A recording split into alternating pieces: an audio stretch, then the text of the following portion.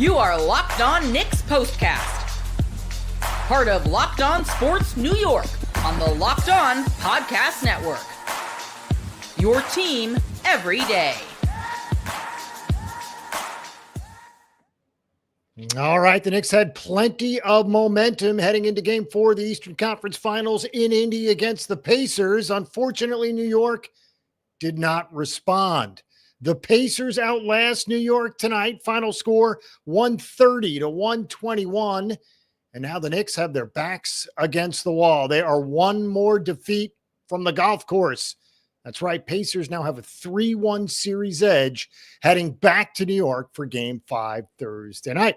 Hello, everyone. I'm Jay Berman. If you're a New Yorker, you might recognize my work. Glad to have you. Spent more than 2 decades in the biz, everything from TV to web to radio. Glad to have you. Please follow me on X as well at Jay Berman, Jayberman. Welcome to the Locked On Knicks postcast, both on the Locked On Sports New York YouTube channel and the Locked On Knicks podcast. The postcast gives you a place to hang out after every single Knicks game. We're part of the Locked On Podcast Network, your team every day. And I must ask at this point in time, how many more games are there for the Knicks? How many more postcasts are there? Hopefully several more, but again, not exactly sure. This is what you'll be talking about. All right, as we said, Knicks down 3-1 in the series, and despite the fact that it was, quote-unquote, relatively close tonight, it never seemed like the Knicks could get over the edge. They never could get over the hump. They were within striking distance pretty much all night with a short spurt, a short exception in the third quarter when they were down 15. They actually got it back down to single digits, but again, it wasn't enough. And now because of it, the Knicks are in a 3-1 hole heading back to MSG for Game 5, which of course should be electric. But again, it's going to require 3 straight wins for the Knicks to clinch that Eastern Conference.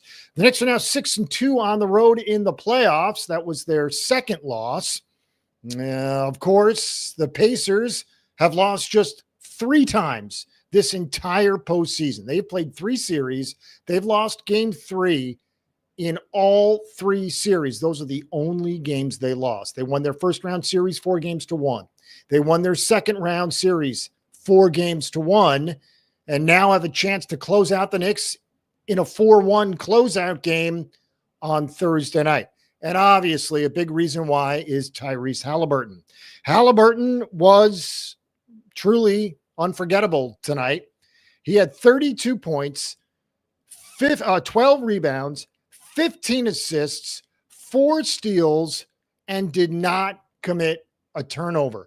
No player in the history of the sport has ever had 30-plus, 15-plus, 12-plus, without a turnover. That has never happened in any game in NBA history until tonight. Again, 0 turnovers for Haliburton. Now, let's be fair. He's a chucker, puts up a lot of shots. Pacers like to run, but they also like to shoot. Haliburton was 11 of 23 from the floor, 5 of 12 from 3. Problem is, a lot of these shots the Pacers hit tonight were open looks. The defense from New York, just unacceptable, specifically in the fourth quarter. And we'll get to the fourth quarter and Jalen Brunson coming up. But again, Haliburton deserves to be lauded tonight. 32, 15, and 12. And again, did not commit a turnover. That's with 4 fouls. That could have very easily been 5 or 6 fouls, and yet still no turnovers. Speaking of turnovers, well, they got the Knicks tonight. It was a rough night. 17 turnovers, and it wasn't only quantity with the turnovers, it was quality as well. Some ill-timed turnovers, specifically in the fourth quarter, that had the Knicks reeling, and they just couldn't get over the hump. So frustrating. You're pulling your hair out. At one point, almost expecting them to come back at this point, but it didn't happen, and a big reason why was Tyrese Haliburton. Another big reason why, Jalen Brunson, who for some reason went invisible in the fourth quarter. Brunson, who had 31, did not score a single point in the fourth quarter. Can't remember the last time that happened. Brunson in 37 minutes, 31 points, 5 assists, 2 rebounds, and 2 steals. Obviously, there were turnovers aplenty, including 5 from Josh Hart, who was pretty quiet tonight as well. Mitchell Robinson got the start instead of Hart once again. So Hart came off the bench. He played 36 minutes. Mitchell Robinson, who ever since they made the move from him going from the bench to the starting lineup, I don't know. If it's a minutes thing, that's one thing, but it doesn't really make a difference either way. All intents and purposes, the series was lost tonight. And that was with Mitchell Robinson in the starting lineup, despite the fact that he only played 19 minutes. Obviously, Josh Hart, if it was coming at the expense of his minutes, that's one thing, but it wasn't. Meanwhile, 11 minutes for Landry Shamet. Obviously, we're not leaning on Shamet to get the job done, but he was, to be fair, decent. DeLon Wright played 9 minutes, so-so. Precious Achiuwa finally got into the series. He played 2 minutes. And then Deuce McBride played 15, but really off the bench, nothing to write home about. Again, 17 Knick turnovers. By contrast, just 11 for the Pacers. And again, they win at 130-121. In the first quarter, and this is why the fourth quarter disappearing act of Jalen Brunson is so confusing. In the first quarter, the Knicks gave up 43 points. That's the most in playoff history in any quarter for Indiana. But more importantly, Haliburton had 15 in the first quarter, Siakam had 11. So you figured it'd be a blowout. No, Brunson had 13 in the first quarter. So you figured this was going to be a 40-point night for Jalen Brunson. And it could have been. As we said, he scored 31 in 3 quarters. That was it. Again, not putting up a single point in the fourth quarter. Now, Haliburton's first half was 28 and 10. Quite a first half, almost a triple-double through the first 2 quarters. By the way, the Pacers and the Knicks combined tonight to shoot quite a few free throws. The Knicks were excellent from the line. You're not going to make every single free throw. When you shoot 39 free throws, good enough to make 33 of them, kudos there. As for the Pacers, they too were pretty good from the line, 27 of 32. So again, point being 39 free throws for the Pacers, 32 for the Knicks, and that's with some serious contact without fouls being called. So again, could have easily had mid-80s foul shots, maybe even closer to 90. It was that kind of night. And we're not going to sit here for 15 minutes and discuss how bad the refs are. You know how bad the refs are. You saw it. I have no idea what's incidental contact anymore. I have no idea what a handsy touch foul is anymore. It's really, really difficult. And I'm not in any way suggesting the Knicks would have won with different refs. And in no way am I suggesting they're bad at their job. They just had a bad night. And it's frustrating. And as we said, we're not going to spend 15 minutes on the refs, but you can understand why it was frustrating. All right, we'll discuss the player of the game when we come back. Obviously, we have to do the schedule, and hopefully it includes more than just one game.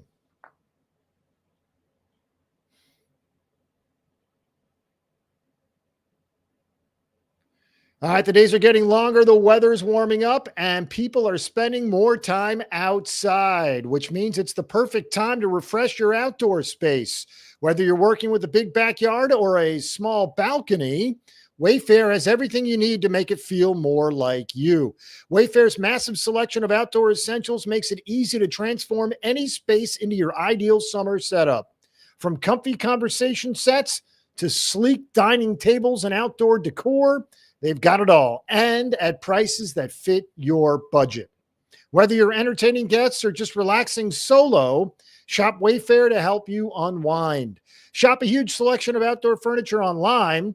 This summer, get outside with Wayfair. Head to wayfair.com right now. That's WAYFAIR.com. Wayfair, every style, every home.